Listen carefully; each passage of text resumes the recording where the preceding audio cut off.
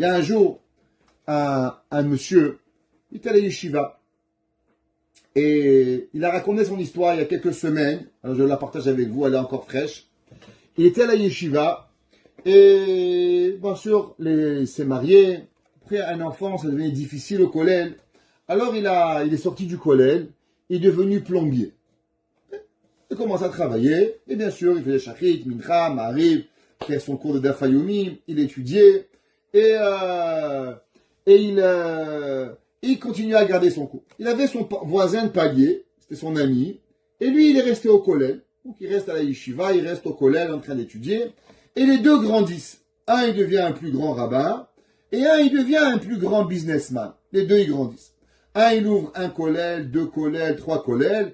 Un, il ouvre une compagnie, deux compagnies, trois compagnies. Les deux, ils sont en train de grandir, chacun dans son domaine.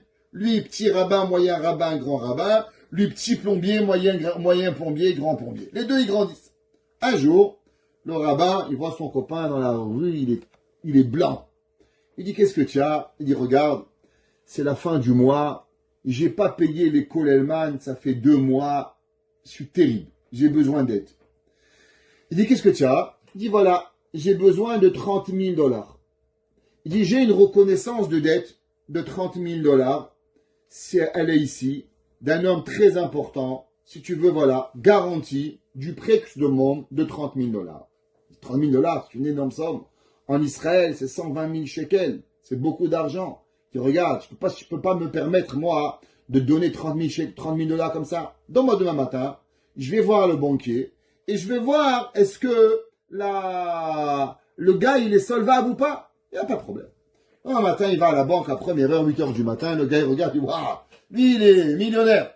Pas de problème, il est solvable, il a plein de comptes en banque, il a tout ce qu'il faut, il est solvable. Tu peux prendre la garantie. Le gars, il va chez lui, il prend $30,000 cash qu'il avait, il lui donne au gars, bien sûr, aucun chèque, rien, 2 amis, voit l'argent, paye l'avrichim, le gars, vite, il paye tous ses avrichim, il est super content, tac, tac, tac.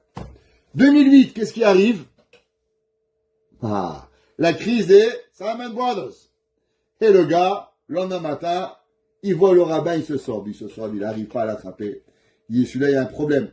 Il va le voir, il dit, qu'est-ce qui se passe? Il t'a pas écouté les nouvelles? Il dit non. Il t'a pas écouté la crise aux États-Unis?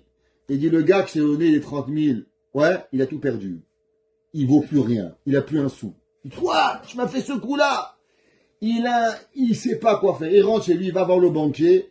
Le gars, il dit, monsieur, il a plus rien. Il a tout perdu. Plus un sou. Il est ruiné. Le gars, il dit, mais comment tu m'as fait ça? $30,000, toutes les économies de ma vie, j'avais mis pour me payer mes employés, comment je vais faire? Il est furieux contre lui. Il a envie de le prendre, l'accrocher sur le mur. Et il va dormir, il dit, je vais jamais lui pardonner. Qu'est-ce qu'il m'a fait? Le gars, il m'a volé 30 000, 120 000 shekels. Il est dans tous ses états. Sa femme, elle dit rien. Le soir, elle connaît son mari. Le soir, il est une bonne personne. Le soir, il se réveille.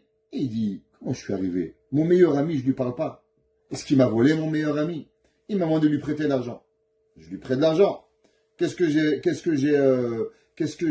qu'il m'a fait? Il m'a donné une garantie. Je suis parti à la banque. Le banquier m'a dit que la garantie, elle est valable. Il avait de l'argent. Qu'est-ce qui s'est passé ici? Il réfléchit toute la nuit. Il s'est dit, mais regarde, à la fin de tout, c'est Akadosh Baruch Hu qui a géré cette histoire. Mon ami m'a pas volé. Le gars, il n'a pas voulu ne pas me payer. Qui c'est qui allait imaginer le crash boursier de 2008? C'est Akadosh Baruch Hu, c'est Mina Shammai. Alors il va voir son copain. 7 heures du matin, il va toquer à la porte. Le gars, il ouvre la porte, il le voit, il va il dit, regarde, j'ai pas de temps maintenant. Il dit, regarde, 2 minutes. Viens, on s'assoit avant la prière. Il dit, écoute-moi bien. Tu n'as pas voulu me voler. Je sais que tu n'as rien fait de mal. Ton amitié et mon amitié, elles sont plus importantes que les $30,000. Hachem, moi, j'ai pas prêté les $30,000 à toi. Moi, j'ai prêté les $30,000 à Dieu. Akadosh Baruch Hu va me les rendre. Dieu, il paye ses dettes. Alors, va faire ta prière. Moi, je vais faire la mienne. Et le bon Dieu, il me remboursera. Le gars, il dit, mais t'inquiète pas, un jour, je te rembourserai. Il dit, regarde, je vais te faire plus. Oublie la dette.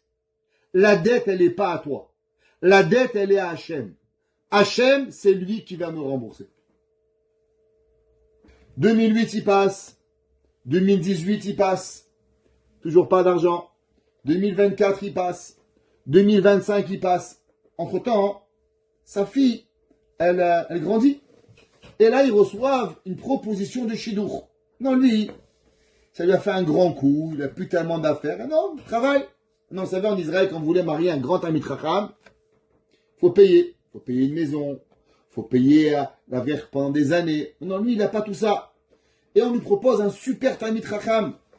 Et là, il se dit, mais il va jamais accepter, le gars. Moi, j'ai pas les moyens de payer tout ça. J'ai pas la maison. Je peux pas. Alors, il dit, regarde, s'il veut bien, moi, j'accepte. Mais je suis sûr qu'il va refuser. Khatan, il revient. Il dit, non.